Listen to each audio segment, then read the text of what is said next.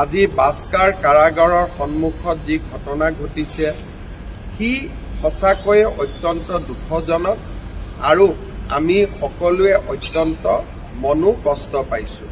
কাৰণ অসমৰ দৰে এখন সভ্য দেশত বা ভাৰতৰ দৰে এখন সভ্য দেশত ন্যায় প্ৰদানৰ প্ৰক্ৰিয়া সম্পূৰ্ণ কৰাৰ বাবে আদালতৰ ওপৰত আমি সদায় আমাৰ বিশ্বাস ৰাখিবই লাগিব। মহাত্মা গান্ধীৰ মৃত্যুৰ পিছতো ন্যায়ৰ প্ৰক্ৰিয়া হৈছিলে আৰু নাথুৰাম গডছেক শাস্তি দিবলৈও তেতিয়াও ন্যায়ালয়ে এবছৰৰ পৰা 2 বছৰ সময় লৈছিলে।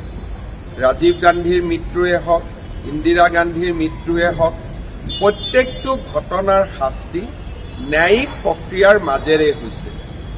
আজি ৰাজনৈতিক দলসমূহে ৰাইজক, সাধাৰণ ৰাইজক যি সঁচাই জুবিনক প্ৰাণ ভৰি ভাল পায়, জুবিনক প্ৰাণৰ শিল্পী, জুবিনক আপোন বুলি ভাবে, আমাৰ দৰে অসংখ্য যি জুবিনৰ অনুৰাগী, তেওঁলোকক উত্তেজিত কৰাৰ বাবে যি প্ৰচেষ্টা, মই ভাবোঁ যে ই সঁচাকৈয়ে অসমৰ স্বাৰ্থত নহয়, ই বহু দিনলৈ অসমক ক্ষতি কৰিব।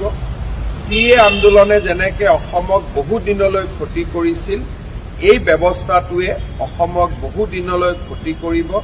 মই ৰাইজক আহ্বান জনাম যে যাৰ ৰাজনৈতিক উদ্দেশ্য আছে তেওঁলোকক ৰাজনীতি কৰিব দিয়ক, কিন্তু সাধাৰণ জনতাই ন্যায়ালয়ৰ ওপৰত বিশ্বাস ৰখা উচিত আৰু অসম পুলিচে নিৰ্ধাৰিত সময়ত তদন্ত শেষ কৰি ন্যায়ালয়ৰ সন্মুখলৈ জুবিনৰ ঘটনাত দোষী সকলোকে ন্যায়ালয়ৰ সন্মুখলৈ লৈ যাব।